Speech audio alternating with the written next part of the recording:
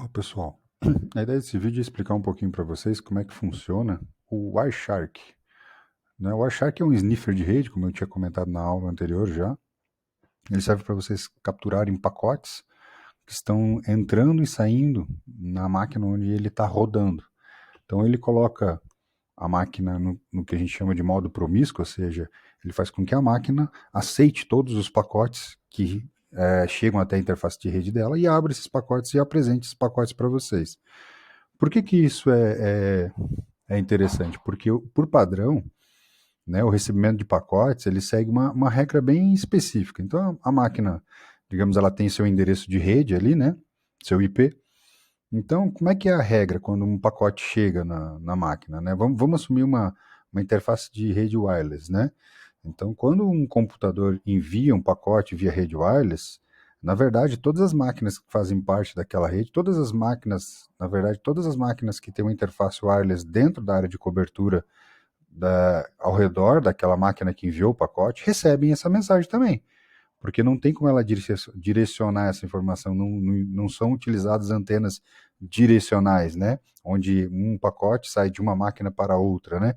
São utilizadas antenas omnidirecionais, onde, na verdade, a radiodifusão é realizada ao redor, num raio em volta de onde essa máquina está. Sendo assim, qualquer máquina que está ao redor recebe esse pacote também. Quando ele recebe esse pacote, quando essa maquininha recebe esse pacote, ela tem algumas regras para verificar se ela processa, consome aquele pacote ou descarta ele. Então, a primeira coisa que ela vai verificar é o endereço de destino daquele pacote que chegou na máquina é o endereço de destino daquela própria máquina, ou seja, ela é o destino daquela mensagem. Se for, beleza, ela já sabe que tem que consumir o pacote, né, e começa a processar ele. Se não for, ela passa para a segunda verificação. O endereço de destino que está ali naquela mensagem, dentro daquele pacote, é o endereço de broadcast da rede, por acaso? Porque se for o endereço de broadcast da rede onde ela faz parte, ela também deveria consumir aquele pacote. Se for, então ela processa o pacote. Se não for, ela passa para a terceira e última verificação. Então tá, então não é o endereço de destino, o pacote que está, o endereço de destino que está ali no pacote não é o meu endereço IP, não é o endereço de broadcast de uma rede a qual eu faço parte. Então ela verifica, por último, né, se é por acaso o endereço de uma rede multicast da qual ela fez join, do qual ela entrou. Né, as redes multicasts, ou seja, comunicação em grupo, né, ela pode entrar, a máquina pode entrar em várias redes multicast, né, em vários grupos multicast diferentes, né? Então ela fez a primeira verificação, não é o meu endereço de destino, né? A mensagem que está, o endereço de destino que está no pacote não é o endereço da minha máquina. Então passa para a segunda. O endereço de destino do pacote não é o endereço de broadcast da rede ao qual eu faço parte. Passa para o terceiro. O endereço de destino que está lá é o endereço de algum grupo multicast, né? Lembrando, multicast, da qual eu faço parte. Se for, ele processa o pacote. Se não for, então ele verificou essas três condições, ele descarta o pacote. Quando a gente então habilita o Wireshark no modo promíscuo, quer dizer o quê? Quer dizer que ele vai ignorar isso, ele vai consumir todos os pacotes, ele vai ignorar essas regras, né? E vai fazer com que a placa de rede, o processador, né, e o sistema operacional processem e consumam todos os pacotes. Ou seja, quer dizer o quê? Que qualquer pacote que bata na interface de rede, ele vai aparecer na tela do Wireshark para vocês, tá? Eu vou abrir aqui o navegador aqui, só para mostrar para vocês o site do Wireshark. Então, Wireshark. Esse cara aqui. Esse cara é um sniffer de rede bem conhecido, né? É amplamente utilizado e ele é livre, né? Então vocês podem vir aqui, né, e baixar ele, né, fazer o download dele, né? Então pode vir aqui, ele tem opções para Windows, né, 64, 32 e também para o Linux, né? Eu estou usando no caso no Linux aqui. Tem macOS, tem também pronto aqui, mas tem opção para o Linux também, que é o meu caso aqui, do qual eu estou usando. Deixa eu só puxar ele de volta aqui para outra tela, para a gente poder trabalhar aqui. Então, no meu caso aqui, né, o que acontece, tanto no caso de vocês, no Windows aí, ou alguém que esteja trabalhando no Linux, quanto no meu caso, quando você vai rodar o Wireshark, para que ele rode daquele modo promíscuo, você precisa fazer com que ele rode em modo administrador, ou seja, você tem que ser o administrador da máquina, porque só o administrador da máquina tem permissão para rodar algum programa na interface de rede em modo promíscuo. Se você for um usuário normal, ele não vai aparecer, ele vai rodar o programa, mas não vai aparecer as interfaces para você. Vou dar um exemplo aqui. Se eu rodar, por exemplo, o Wireshark aqui no modo sem entrar como administrador de rede, ele vai aparecer várias interfaces aqui, mas ele não aparece para mim a lista de interfaces, né? São interfaces de software isso aqui. Não aparece minha interface física, ou seja, minha interface wireless, minha interface Ethernet, né, cabeada, ou outras interfaces. Então, para isso, eu preciso fazer com que eu rode esse programa em modo de usuário, modo de administrador, desculpa. Então, o que eu vou fazer aqui? Eu vou, na verdade, no Linux, né, rodar ele em modo de administrador. No caso de vocês, vocês vão rodar aí como administrador da máquina. A maioria de vocês, quando instala o Windows, aí já instala o seu usuário, seu próprio usuário como administrador. Mas caso não esteja como administrador, né, é importante que rode. Vocês podem ver que agora ele abriu outras interfaces aqui para mim. Abriu essa interface ENO1, que na verdade é a interface Ethernet do computador onde eu vou trabalhar. Abriu a interface de loopback, né, que é o 127001. Né? E inclusive abriu as interfaces de Bluetooth, porque ele também é capaz de monitorar Bluetooth, certo? Então aqui eu vou escolher qual interface que eu vou trabalhar, o que eu quero fazer. Então digamos que eu estou rodando um software na minha máquina local, né? Vocês instalaram, vou dar um exemplo, vocês instalaram o Apache na máquina de vocês e querem monitorar o tráfego do Apache para ver se as coisas estão funcionando. Se o Apache estiver rodando na máquina local de vocês, no loopback, né? Ou seja, no localhost, então vocês vão monitorar essa interface. Né? Por quê? Porque os pacotes que passam pela interface de loopback vão ser monitorados nessa interface. Ah, não, mas eu estou monitorando uma comunicação que eu estou fazendo com um servidor remoto, né? Com outro servidor em outra máquina. Então, eu vou monitorar na interface de vocês.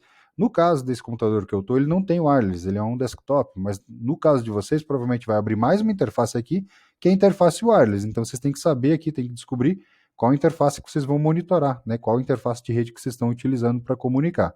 Nesse caso aqui, quando você para o cursor em cima, aqui, ó, ele mostra o IP, então fica fácil de vocês descobrirem qual é a interface. Se pelo nome vocês não sabem, né?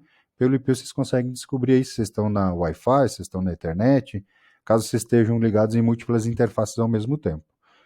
No caso aqui, eu vou começar com um IP, com um exemplo na interface de loopback. Então, a interface de loopback, ela vai monitorar tudo que está rodando no 127.0.0.1 e derivados aqui do meu computador. Normalmente a gente tem algumas questões aqui do próprio DNS sendo resolvido aqui. Pode ver, olha, ele está tentando resolver aqui, por exemplo, o Google, né? Algumas informações do Google. Então, ele roda essas informações aqui. Eu vou fazer o seguinte, vou fazer um teste aqui, só para vocês entenderem. Como eu estou rodando no Linux, eu vou tentar abrir aqui, ó, localhost, na porta 631, que é o servidor de impressão do Linux, o CUPS, essa página aqui, ó. Então, eu abri essa página, eu vou tirar essa dessa tela para a gente ficar monitorando o Wireshark, que é melhor. Então, no caso aqui, quando eu abri a página aqui, ó, ele começou a passar outros pacotes aqui, ó.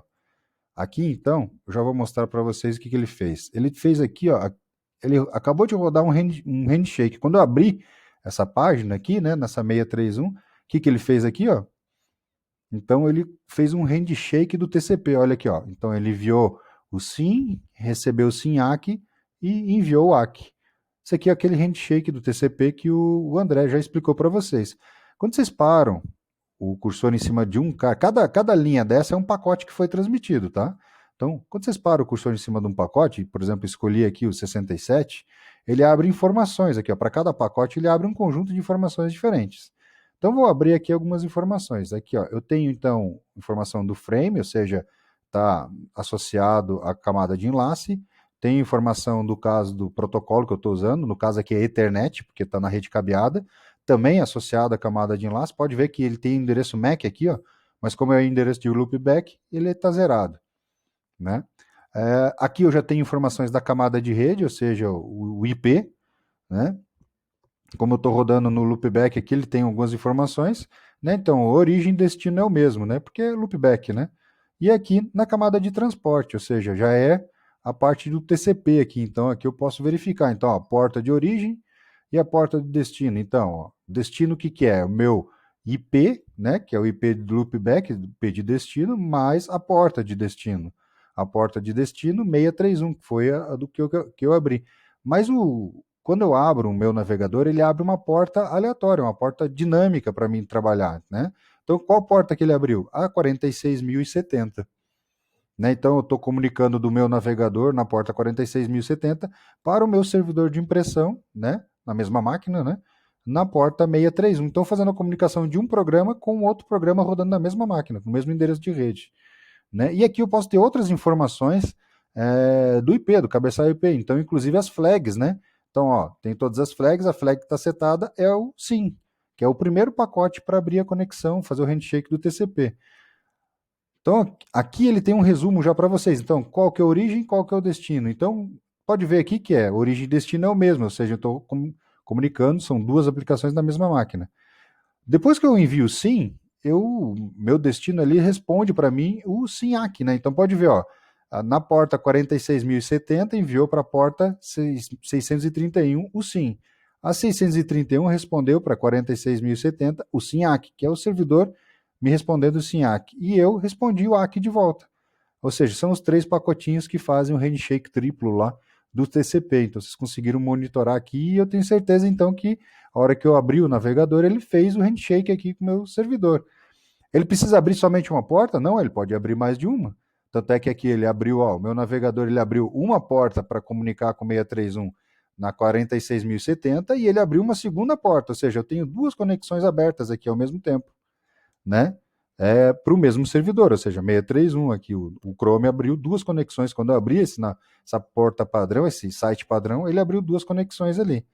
Depois ele rodou alguns DNS, porque na verdade são tudo que está passando aqui, não é somente uma informação de uma aplicação. Então, todas as aplicações que estão transmitindo, né, e recebendo dados, elas passam por aqui. Como eu não fiz nada aqui, provavelmente ele deve ter ele finalizou a comunicação, aquele FINAC que ele dá na comunicação. Ó. Eu não pedi pacote nenhum, ele fez isso. Então, agora, eu vou rodar aqui o pacote, eu vou agora abrir um site aqui dentro desse servidor de impressão aqui. Vou usar aqui impressoras.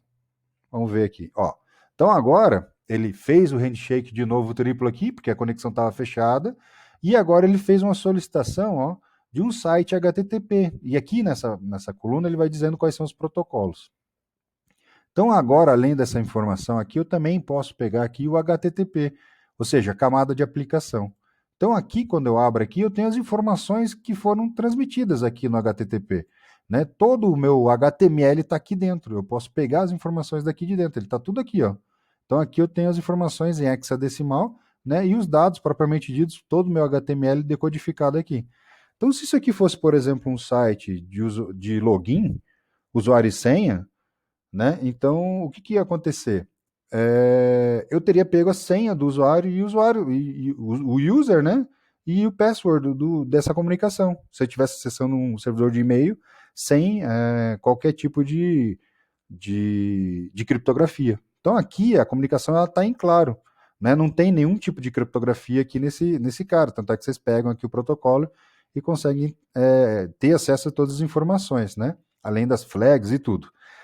Uma coisa que é importante que eu deixei rodando aqui para vocês verem. Então, o que acontece? Vem muito pacote, então é muito interessante vocês aprenderem a usar os filtros. Então, por exemplo, um filtro que eu posso usar aqui, eu já sei que a porta que eu estou querendo monitorar, ou seja, da minha aplicação, é a 631, e eu sei que ela é TCP. Então, eu posso vir aqui e falar assim, ó, não, eu quero que apareça somente o tcp.port igual 631. E ele vai filtrar, ele vai me mostrar somente o que é comunicação TCP com a porta 631. Então, o que acontece? Todos os outros pacotes, eles sumiram. Eles estão aí, né? Se eu vim aqui e apagar o filtro, ó, eles voltam. Né? E ele continua, enquanto vocês não pararem aqui, ele continua captando pacotes. Podem ver aqui, ó. Conforme vocês vão mexendo, eu vou abrir mais um site aqui, ó. Ele vai capturando os pacotes. Então, conforme você vai trabalhando, ele vai capturando os pacotes. E depois você pode aplicar filtros em cima desses pacotes. Ah, agora eu quero saber só o que é HTTP. Né? E ele vai mostrar somente o que são protocolos HTTP, pacotes que foram com HTTP. Então, aqueles pacotes de controle, do tipo, por exemplo, o handshake triplo, ele não vai mostrar aqui para vocês. Então, é uma maneira de vocês trabalharem um pouquinho aqui. Por exemplo, ó, agora eu vou abrir um outro site aqui, ó, impressoras. Ó, então, ele tem um monte de pacote de TCP que foi trocado antes e depois, mas aqui, como eu apliquei o filtro do HTTP, ele só mostra o HTTP para mim. Então fica mais fácil de trabalhar, né? É uma maneira de trabalhar com ele. Isso aqui é quando acontece numa comunicação em claro, né? Agora, mas o que vai acontecer se eu, por exemplo, fizer isso num outro site? Né? Então, o que eu vou fazer? Eu vou parar agora minha captura de dados, vou reiniciar, vou clicar de novo para reiniciar, ele vai pedir para mim não gravar. Ah, não, mas aqui, deixa eu parar de novo, porque ele vai continuar no IP de loopback. Eu quero agora, vou vir aqui para trocar a minha interface. Eu não quero mais monitorar o IP de loopback, quero monitorar a minha interface Ethernet. Vou dar um start aqui, vou dizer que eu não quero gravar os pacotes que foram gravados anteriormente, né? Capturados anteriormente. E agora ele está fazendo o quê? Ele está monitorando a minha interface de loopback, desculpa, de Ethernet. Eu vou tentar abrir agora, vou abrir aqui por exemplo, o Gmail. Vou abrir agora o Gmail. Pronto. O que acontece? Eu abri meu site no Gmail na minha outra aba aqui, na minha outra janela. Ele não apareceu nada aqui. Não apareceu nada aqui, por quê? Porque o site do Gmail é criptografado. Né? Então eu vou tirar agora o filtro aqui, para vocês entenderem o que aconteceu. Então eu vou botar lá no final aqui, ele vai captar um monte de pacote, porque eu estou com um monte de aba aberta, então vocês vão ver que vem um monte de coisa. Então, aqui já está em 9.000 e poucos pacotes, então tem muita aba aberta aqui, ele vai captando coisa, vai mostrando tudo para vocês aqui. Né? Eu vou agora tentar abrir aqui de novo o site do Gmail, vou dar um reload aqui, e vamos ver se a gente consegue captar aqui onde é que ele apareceu. Provavelmente esse cara aqui, Aqui, push, TLS. Deixa eu ver. Aqui já é que eu estava com o site aberto, ele já estava com conexão aberta. Vou tentar fechar essa conexão aqui e tentar abrir uma nova. Para ver se eu consigo captar desde o início para vocês verem. Aqui.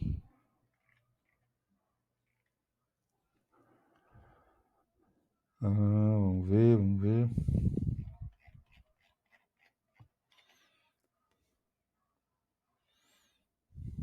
Aqui. Application Data. Tá, eu vou mostrar para vocês aqui o que aconteceu. Então, o que acontece? Como o site do Gmail é criptografado, né? Por padrão agora é tudo criptografado, vocês podem ver o que acontece. Ele tenta, na verdade, ele faz um handshake, queria ver se achava o handshake aqui, mas ele troca pacotes TLS. O que é TLS? Pode ver aqui, então o que acontece? TLS é aquele pacote de criptografado que eu expliquei para vocês na última aula. Pode ver que então, agora, se eu pegar a informação de Ethernet, então, da origem é do servidor, sei lá de qual servidor que é, destino à minha máquina. Porta de origem, né? Então a porta de origem, uma porta 443, que é um site HTTPS, né? Destino à porta do meu navegador. E o que tinha dentro desse cara? Tinha um pacote TLS, ou seja, tinha alguma coisa criptografada. O que está criptografado? Isso aqui, Isso aqui, o payload, Pode ver que isso aqui, em vez de aparecer agora o meu HTML, aparece meu payload criptografado. As informações estão criptografadas, Então, quando ele troca um dado de aplicação, ele vem criptografado. Ele cria esse application data aqui, Não aparece mais o HTTP para mim. Né? O HTTP até aparece, mas para outras coisas que não são criptografadas. Isso aqui é outro tipo de protocolo. Né? Então, o que acontece aqui, é que ele vai trocando informações, em vez de ele passar o HTTP em claro agora, né? Ele passa agora informações do tipo TLS, né? Ou seja, é criptografado agora a informação, o conteúdo do pacote é criptografado, né? Ele pega todas as coisas aqui, inclusive questões de ARP, né? Que são pacotes lá, protocolos lá do, da camada de enlace, né? Ou seja, como é que você converte um endereço MAC no endereço IP e vice-versa, né? Então, ele perguntando aqui, alguém conhece o IP 192.68.101, né? Que no meu caso aqui é o meu roteador aqui da minha rede. Na verdade, ele está perguntando se alguém conhece o MAC address desse cara aqui. Né? Então, é essa pergunta que ele está fazendo, né? Porque na rede local ele transporta, faz a comunicação através do MAC address, do endereço da camada de enlace, né? Então, o que acontece? Às vezes também dá problema, né? Então, ele também avisa aqui quando dá problema, né? Então, tu tem toda a informação aqui. Aqui, Isso aqui que eu queria verificar. Então, dá um sim, sim, AC, AC. Fechou a conexão aqui. né? E depois passou para a comunicação do TLS, né? Então, era essa parte aqui que eu queria mostrar para vocês, pessoal. Então, aqui vocês conseguem acompanhar que a comunicação está sendo feita com o TLS, está sendo é, realizada, só que agora ela não aparece em claro como a gente tinha anteriormente. Ah, aqui que eu achei, ó, que eu queria mostrar para vocês. Então, aqui tem o que acontece, o handshake do TCP, o handshake aqui do nosso TLS, na verdade, aqui, ó. Ele manda o hello, né? E depois faz a tratativa é, dos dados aqui. Pode ver que, como tem pacote transmitindo, a resposta desse hello vem mais para baixo, né? Então, acontece. Aí ele define qual que é o algoritmo de criptografia e faz efetivamente o handshake do nosso TLS, né? Então aqui ficou, como tem muita coisa aberta, ele fica misturando as coisas, fica ruim de achar, né? Então, mas a ideia era essa, pessoal, era tentar passar para vocês algumas informações sobre o Wireshark. Então ele continua pegando pacotes, enquanto deixar ele aberto aqui ele continua, eu posso parar ele, né? Parar de pegar pacotes aqui e ele vai parar de captar pacotes, mas os pacotes estão todos aqui, né? Então eu posso manipular, aplicar filtros aqui. Então, por exemplo, aqui eu posso botar, sei lá, vou aplicar aqui, se eu botar TCP port igual 631, até tem a porta aberta, mas eu quero a 443, que é o meu 443, que é o padrão do servidor web, né? Então aqui, ó, ele tem as informações, então a origem, quem está mandando para quem, então o destino, então esse aqui era da rede de fora para o meu computador aqui, protocolo TCP, né? Então isso aqui era um ACKs, era um push ACKs, são pacotes de controle, ó, server hello, né? Então isso aqui que é? Na verdade é um hello do servidor, né? Então é o servidor me respondendo para mim, né? É a segunda parte do handshake do TLS, né? Então a primeira parte eu envio para o servidor dizendo qual que é o pacote, né? Qual que é, dizendo, ok, quero fazer uma troca de comunicação aqui, trocar uma chave para fazer comunicação criptografada, o servidor me responde, né? Depois eu dou um ACK para ele, informando algumas coisas, e o servidor me devolve o certificado. Lembra que eu expliquei para vocês? Então tá aqui, ó, o servidor me devolvendo o certificado. Não, depois que o servidor me devolveu o certificado, eu dei um ACK e agora eu vou definir a chave. Então, aqui, ó. Então, faço a troca das chaves, né? O handshake com a chave de criptografia. Então, eu uso criptografia, eu pego esse certificado, extraio de dentro desse certificado a chave pública do servidor, crio uma chave simétrica privada dentro do meu cliente e envio aqui, ó. Pode ver que aqui, ó, eu estou enviando essa chave simétrica, criptografada com a chave pública do servidor que eu tirei do certificado que ele me mandou anteriormente. E estou devolvendo, ou seja, sou eu enviando para o servidor, né? E o servidor, por fim, finaliza dando ok aqui e daí começa a comunicação. Ó, esse aqui é o primeiro pacote de uma outra transação aqui de TLS, ó. Então pode ver que ele, inclusive, ele dá a versão TLS, a versão 1.2, a versão 3, 1.3, enfim.